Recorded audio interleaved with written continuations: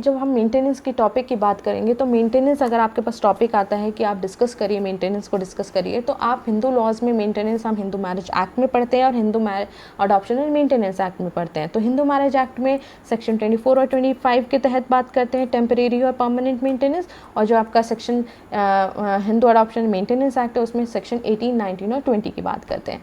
तो मेंटेनेंस जो है आपका इस एक्ट के तहत हामा बोला जाता है, इसको एक वैसे लैंग्वेज में हामा की बात करते हैं अगर शॉर्ट फॉर्म में बात करें तो। उसमें मेंटेनेंस को बताया गया है कि मेंटेन का मतलब है खाना, कपड़ा और मकान, और जो बेसिक नीड्स जैसे एजुकेशन है, मेडिकल एक्सपेंसेस हैं, वो सारी जो है मेंटेनेंस के अंतर्गत आती हैं। ठीक है, तो जो सेक्शन हिंदू हामा के तहत ये लेट डाउन किया है कि this act provides rules for maintenance for wife, children, aged और infirm parents, widowed, daughter in law and dependents.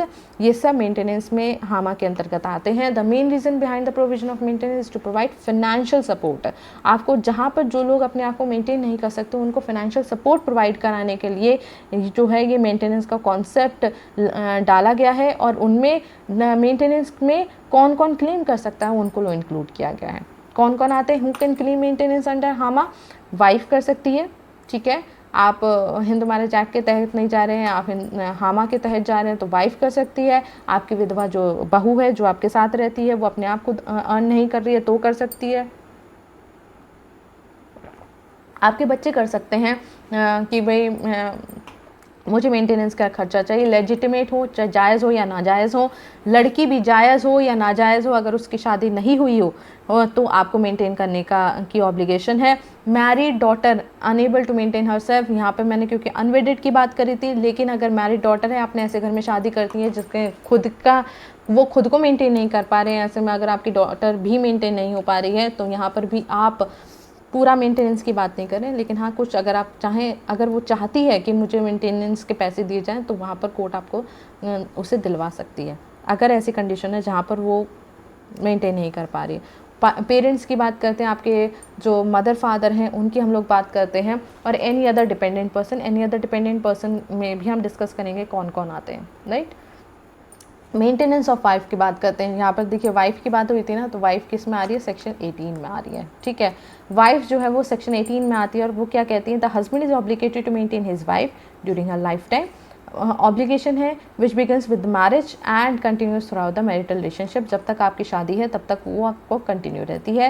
It is, अगर आपकी वाइफ आपके साथ रह रही है तो आपकी ड्यूटी बनती है कि उसको मेंटेन करें। अगर वो बिना किसी रीज़न के आपको छोड़ देती है, बिना किसी रीज़न के, तो आपके ऊपर ऑब्लिगेशन नहीं है उसको मेंटेन करने के लिए। ठीक है, सेक्शन 18 यहाँ पर देखिए, यहाँ पे क्योंकि लास्ट मैंने आपसे बात करी ना, अनजस्टिफाइड रीज़न से अगर वो छोड़ देती है, आपको रीज़नेबल कॉज नहीं है, तो यहाँ पर बताया गया है कि एक बहू जो है, एक लड़की, सॉरी वाइफ जो है, अगर वो हस्बैंड से रहती है और उसके पास एक जस्टिफाइड रीज़न है, जस्टिफाइड रीज़न की लिस्ट भी सेक्शन 18 क्लॉज 2 देता है। या क्या कहता है, कौन से जस्टिफाइड रीज़न हो सकते हैं? If the husband is deserted for any period of time, अगर हस्बैंड ने उसको 1-1.5 साल तक उसे छोड़ ही दिया था, ठीक है, और अब वो आ जाता है, तो वहाँ पर जो वाइफ है वो अलग रह सकती है कि मुझे ऐसे ही छोड़ कर चले गए थे, मुझे नहीं रहना, तो तब भी वो मेंटेनेंस क्लेम कर सकती है। इफ़ द हस्बैंड ने treated her with the cruelty, देखिए क्रुअल्टी करने के लिए, चाहे फिजिकल और मेंटली, दोबारा पिटने के लिए या दोबारा मेंटली डिप्रेस होने के लिए तो नहीं साथ में रहेगी। अगर वो अलग रहती है तो वहाँ पर वो अपने हस्बैंड से मेंटेनेंस क्लेम कर सकती है। If the husband is suffering from virulent form of leprosy, अगर एक ऐसी बीमारी से ग्रसित है जो कि कम्युनिकेबल है, वो उसे भी हो सकती है, तो वहाँ पर वाइफ जो है वो सेपरेटली रह सकती है। और अगर हस्बैंड जो है उसको पैसा नहीं दे रहा है क्योंकि वो अलग चली गई, मैं तो नहीं दूंगा पैसे, रहती तो मेरे साथ रहती तब तो मैं देता, तो अगर वो क्लेम करना चाहती है तब भी वाइफ कर सकती है। If he has another living wife, अगर इसमें जो वाइफ है वो अगर के होते हुए दूसरी वाइफ रखता है तो क्या कहते हैं, वो अलग रह सकती है, मेंटेनेंस क्लेम कर सकती है। बाइगेमी के लिए उसको चार्ज करा सकती है, साथ के साथ उससे डिवोर्स भी ले सकती है।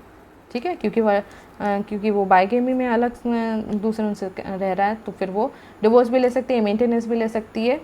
If he keeps a concubine at home और एनी अदर प्लेस, अगर वो किसी मिस्ट्रेस के साथ रहता है, उसी को घर में लाकर रख रखा है, शादी तो नहीं कर रखी लेकिन एक औरत घर में ला कर रख रखी है या फिर किसी और जगह पर रख रखी है, तो वाइफ जो है वो अलग रह सकती है हस्बैंड से, क्योंकि और मेंटेनेंस क्लेम कर सकती है। अगर हस्बैंड ने किसी और रिलीजन में कन्वर्ट कर दिया है तब भी वाइफ अलग रह सकती है, एक जस्टिफाइड रीज़न है और मेंटेनेंस क्लेम कर सकती है। या फिर और कोई रीज़न जिस वजह से वो रह रही हो, अगर कोर्ट को रीजनेबल लगता है तो वो अलग मेंटेनेंस क्लेम कर सकती है।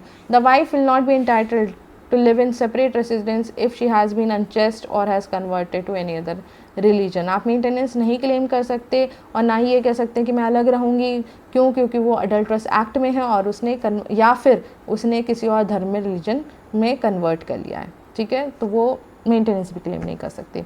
उसके बाद सेक्शन 19 आपका डॉटर इन लॉ के बारे में, जो विधवा बहू है उसके बारे में बताता है कि अगर उसने रीमैरिज नहीं करी है और वो आप ही के साथ रह रही है और वो खुद से अनेबल है अपने आप को मेंटेन करने के लिए, या और उसका जो एस्टेट यानी कि उसके नाम से जो भी प्रॉपर्टी है वो क्या कहते हैं वो उसको नहीं मिली है, या उसके नाम पर कोई भी प्रॉपर्टी नहीं है, ना तो उसको हस्बैंड के थ्रू कुछ मिला है, ना उसके माता पिता के थ्रू, या उसके बच्चों के नाम पर भी कुछ नहीं है जो कि वो फिनेंशियली जिससे सपोर्ट ले सके, तो भी वो आपको जो फादर इन लॉ है उन्हें मेंटेन करना पड़ेगा अपनी बहू को, ठीक है।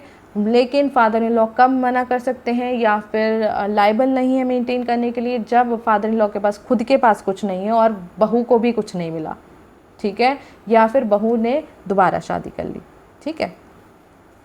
Maintenance of children and aged parents, the act provide the Hindu is oblige to maintain his her parents. His her parents में क्या आता है, का मतलब है लड़का, आदमी, हस्बैंड और वाइफ जो है दोनों ही केस में आता है। ऐसा नहीं है कि भाई जो मेल है उसी के ऊपर ऑब्लिगेशन है, फीमेल को भी इंक्लूड किया गया है, ठीक है।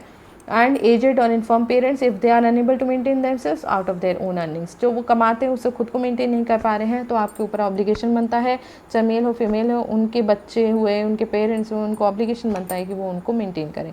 द जो टर्म है चिल्ड्रन वो इंक्लूड करता है below the age of 18 years. Majority हो चुकी है और मेजॉरिटी हो चुकी है तब तक तो आपका ऑब्लिगेशन बनता है कि मेंटेन करें। उसके बाद भी कई बार जैसे अनसाउंड माइंड का है, 18 साल से ऊपर का हो गया लेकिन अनसाउंड माइंड का बच्चा है, मेंटली अनस्टेबल है, तब भी आपके ऑब्लिगेशन बन जाती है उसको मेंटेन करने की। और जो बच्चों में इंक्लूड होता है लेजिटिमेट और इलेजिटिमेट दोनों ही चिल्ड्रन होते हैं। और पेरेंट्स, क्योंकि पेरेंट्स आपके रियल पेरेंट्स भी नहीं है, अगर ए पर्सन है उसके जो फादर हैं, आपकी जो मदर है वो उसकी डेथ हो चुकी है और वो स्टेप मदर यानी कि आपकी सौतेली माँ लेकर आए हैं, तो अगर उस सौतेली माँ के खुद के कोई सन या डॉटर नहीं है तो इन सौतेली माँ को भी आपको ही मेंटेन करना पड़ेगा। उसके बाद मेंटेनेंस ऑफ डिपेंडेंट की बात करते हैं। मेन तो आपके 18, 19, 20 में सब इंक्लूड होते हैं, लेकिन ये अलग पार्ट से new rights of certain persons को इंक्लूड किया गया as a dependent. Dependents are relative of deceased Hindu and they claim maintenance against the property of the deceased in the hands of the hair.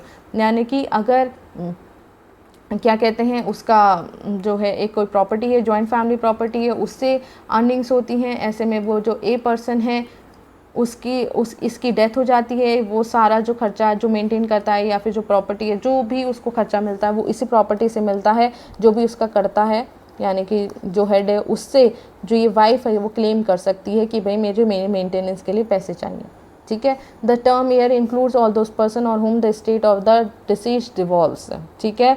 ऐसा अगर उसके नाम पर कुछ भी नहीं है, उसके नाम पर तो उसको कुछ नहीं मिला है लेकिन उसके बेटे हैं, उसके सन हैं, डॉटर हैं, सबको प्रॉपर्टी मिली है, तो वो इनसे मेंटेन करने के लिए मांग सकती है मेंटेनेंस कि भाई मुझे तो कुछ नहीं मिला है, मुझे फाइनेंशियली सपोर्ट करने के लिए आपको मेंटेनेंस के मुझे फाइनेंशियली सपोर्ट करना पड़ेगा।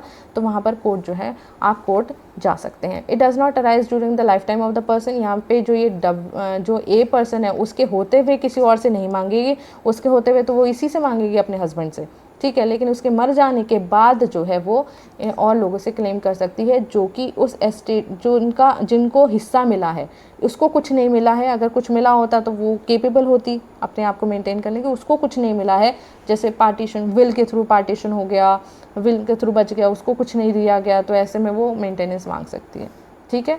तो ये जो मेंटेनेंस का जो टॉपिक है इसमें हम लोग जब भी अगर आपके पास टॉपिक आता है शुरू से एंड तक बता रही हूँ, मेंटेनेंस आपका हिंदू मैरिज एक्ट में भी 24, 25 की बात करेंगे और हिंदू अडॉप्शन एंड मेंटेनेंस में 18, 19, 20, 21 एंड 22 को भी इंक्लूड करके आप मेंटेनेंस का जो टॉपिक है वो इस तरीके से समझाएंगे, ठीक है। नेक्स्ट क्लास में हम लोग एक नए टॉपिक के साथ आएंगे। Thank you so much.